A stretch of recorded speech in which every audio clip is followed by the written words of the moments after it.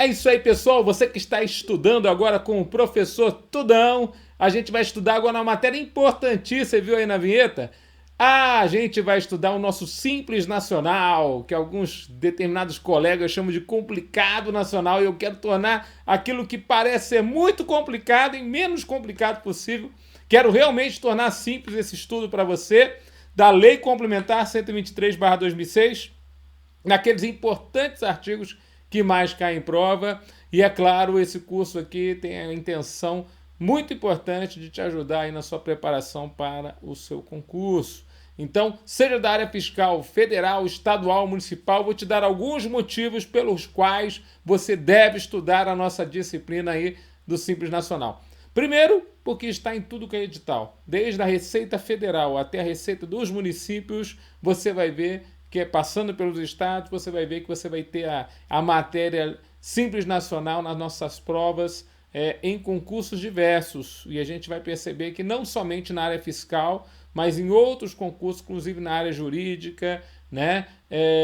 Às vezes até na área policial, a gente já viu lá a Lei Complementar 123/2006 tratando aí a respeito do Simples Nacional. E a gente vai falar dessa lei complementar, dando todos os detalhes e principalmente você que está iniciando o nosso curso, nós vamos falar os artigos mais importantes, fazendo questões de provas anteriores. Se você vai assistir essas aulas para você aprender um pouco mais também, né? Sem precisar fazer as questões em cena. Então, na hora de... as questões vão estar sempre encerrando alguma aula, né? E aí você pode, a princípio, pular a parte que você não quiser treinar questões, mas de alguma forma você vai entender o conteúdo aí da nossa disciplina, tá bom? E para isso nós vamos usar slides que vão trazer informações importantes. Então a primeira parte dessa, aliás, a primeira aula que nós vamos trazer é o quê? A importância de estudar o Simples Nacional. E eu trouxe aqui um texto oficial aqui do Sebrae para poder falar para nós a respeito da importância de estudarmos o Simples Nacional. Então vamos estudar juntos. Por que estudar então o Simples Nacional? A importância das microempresas e das empresas de pequeno porte para o nosso país. As microempresas, vamos apelidá-las a partir de agora de ME. E as empresas de pequeno porte, vamos apelidá-las agora de EPP. São de grande importância para o nosso país. E podemos citar alguns dados que comprovam isso. Representam cerca de 98,5% do total das empresas privadas. Olha o grau de importância do que nós estamos falando. Talvez você não tenha percebido, mas a gente está falando que 98,5% de todas as empresas privadas no país são, hoje, no Brasil, microempresas ou empresas de pequeno porte. Não é à toa que nós temos alguns estados, como é o caso, por exemplo, do estado da Bahia, que você tem um fiscal, a princípio, que fiscaliza as demais empresas e um outro fiscal. Então a gente tem lá na Bahia lá, o agente de tributos que fiscaliza microempresas e empresas de pequeno porte e o auditor fiscal que audita as empresas que são lucro presumido, lucro real. Então é incrível essa informação. Então, como que eu vou falar para você, ó? É importante estudar o Simples Nacional? É também, pela quantidade de empresas que você vai se deparar que estão dentro do Simples Nacional, dentro do seu estado. Veja que esse número é uma média, mas é uma média tão gigante que alcança todos os estados brasileiros, né? Mas continua indo, olha lá. Anotei ali para você, ó. Respondem por 27% do PIB.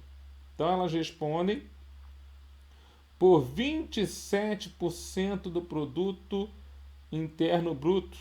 Opa, fui usar uma corzinha aqui ruim, né? 27% do produto interno bruto, né? Então 98,5% do total das empresas privadas respondem por 27% do produto interno bruto, né, produzido no Brasil e são responsáveis, olha outro dado importantíssimo aqui do Sebrae, ó, são responsáveis por 54% do total de empregos formais existentes no país, ou seja, elas empregam mais trabalhadores com carteira assinada do que as médias e grandes empresas no país. Então, se não tivéssemos já um motivo relevante para estudar Simples Nacional, de já ter em tudo quanto é edital, você ainda tem a situação tão importante, você dizer assim, não, preste atenção, é a maior disparada, a maior parte das empresas no país. ela participa de uma forma relevante do produto interno bruto. E ainda participa com a maior parte das pessoas que têm carteira assinada no país. Ou seja, extremamente importante os dados aí da microempresa e da empresa de pequeno porte. Vocês entenderam? Então, na verdade, são dados importantes, dados oficiais.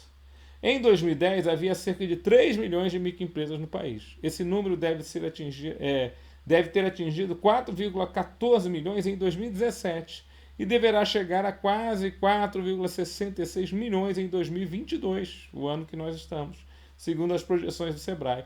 Isso tem representado um aumento, um crescimento de 75,5% nesse período de 23 anos, a uma taxa média anual de 2,47%. Então está aumentando a quantidade de microempresas e empresas de pequeno porte. Dá para entender claramente que estamos diante de uma determinada situação onde, por ser microempresa ou empresa de pequeno porte, as empresas começam as suas atividades através dali.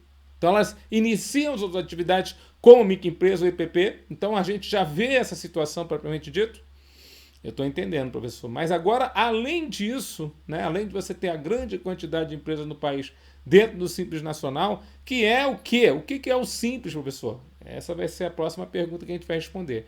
Mas, de forma clara, o Simples Nacional é um sistema simplificado e favorecido de tratamento tributário para as microempresas e empresas de pequeno porte. Ou seja, é como se a gente quisesse ajudar a microempresa ou o EPP a nascer. A empresa, a princípio, a começar pequena, para depois gerar uma empresa maior, para poder crescer. Então seria isso, quer dizer, a ideia é essa, você favorecer as microempresas para o crescimento, para o nascimento delas, geração de emprego e crescimento das mesmas. Então tá bom, então eu vou estudar Simples Nacional porque cai bastante em prova, vou estudar Simples Nacional porque a princípio a maioria das empresas do país e a maioria dos empregos gerados no país são do Simples Nacional, mas se não bastasse isso aí, quer dizer, eu já tô dando várias formas de você pensar assim, não. Realmente o Tudão está falando uma coisa que é importante. Ainda tem algo mais.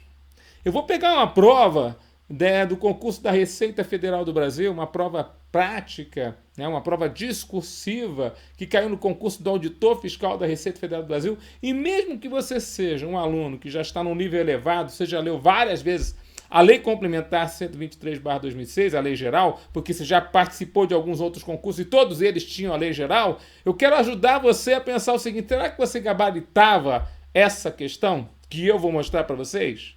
Por quê, Tudão? Olha o nível de questão que já caiu em prova discursiva a respeito do Simples Nacional.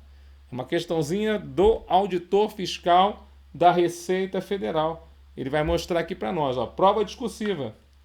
Olha só, discorra em um mínimo de 20 e no máximo 40 linhas sobre o Simples Nacional, abordando os seguintes tópicos. Então, discorra sobre o Simples Nacional, abordando os seguintes tópicos. Aí ele vai falar, o que é? Aqui tem uma pergunta. O que é? Vou chamar de 1. Quem pode aderir? Eu vou chamar de 2. Outra pergunta. Quem não pode optar por esse regime?